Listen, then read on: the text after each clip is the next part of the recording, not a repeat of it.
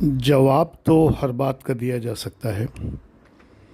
शब्दों का जवाब शब्दों से दिया जा सकता है, लेकिन जब कोई सुनना ही ना चाहे, रिश्तों की अहमियत ही ना समझे, आपको कोई वैल्यू ही ना दे, तो वहाँ पर जवाब देना उचित नहीं है। चुप रह जाना ही उचित है और ऐसे लोगों को जीवन में महत्व न देना ही उचित है।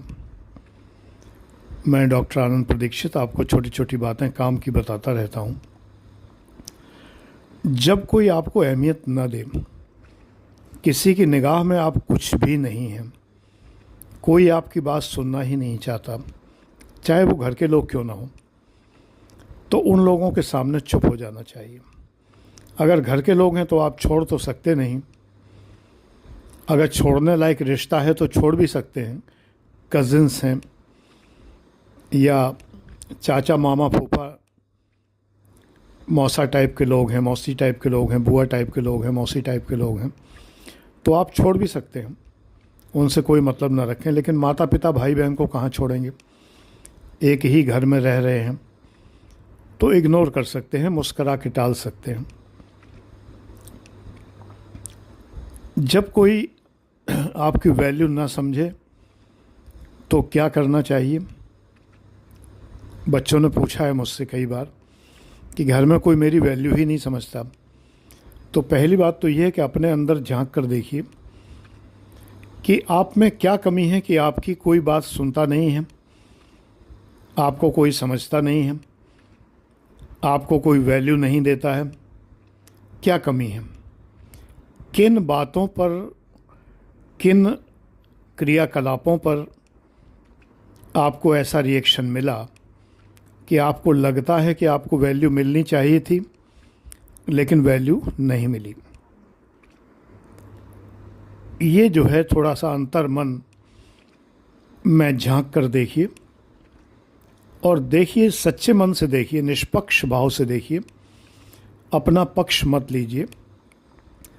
ये देखिए कि आपने हो सकता है ऐसी हल्की बात कर दी हो जिस बात पर आपको किसी ने वैल्यू न दी हो सकता है आपने अतार्किक बात की हो जिसमें कोई तर्क ही ना हो सकता है आपने कोई ऐसी बात कही हो जिसमें कोई वज़न ही ना हो, जिस पर ध्यान दिया जाना ही आवश्यक न हो, या आप जब बोल रहे हों तो दूसरे लोग इतनी ज़ोर ज़ोर से बोल रहे हों कि आपको किसी ने सुना ही ना हो। इंतज़ार करना चाहिए, जब थोड़ी सी शांति हो तब बोलिए। धीमे से अपनी बात स्टार्ट करिए, गंभीर आवाज़ में और धीमी आवाज़ में अपनी बात स्टार्ट कीजिए। जब आप बहुत तेज़ बोलेंगे तो कोई आप पर ध्यान नहीं देगा, ऊंचे स्वर में बोलेंगे तो कोई आप पर ध्यान नहीं देगा।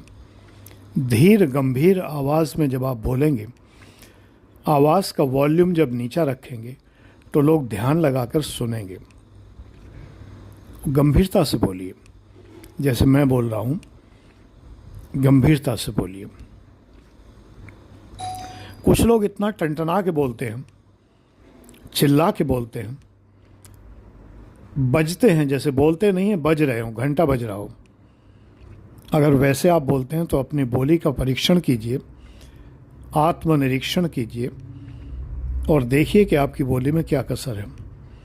पर्सनैलिटी डेवलपमेंट क्लासेस जो मेरे होते हैं, पेड क्लासेस हैं, उन क्लासेस में मैं विस्तार से सब चीज़ सिखाता हूँ कि आप कैसे बोलें, बोलने का तरीका क्या होना चाहिए, जिससे इंटरव्यू में आप जब बोलें तो इंटरव्यू बोर्ड ध्यान से आपकी बात सुने।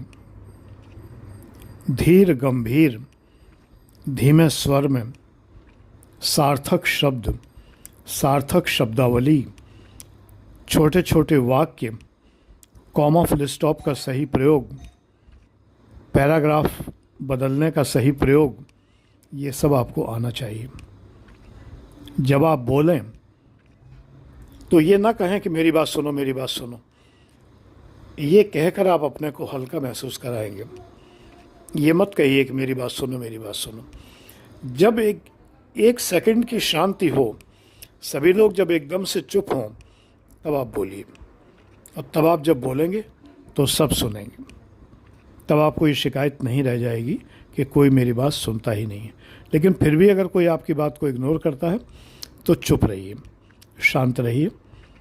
और अगर कोई आपको मान नहीं देता है, वैल्यू नहीं देता है, आपका अपमान करता है, आपके बोलने के ऊपर हंसता है, मजाक बनाता है, तो वो जगह छोड़ दीजिए, उन लोगों को छोड़ दीजिए। ऐसे लोगों को अपने जीवन में मत रखिए अगर संभव हो। अगर संभव नहीं है तो शांति बनाए रखिए। ठीक है। God bless you.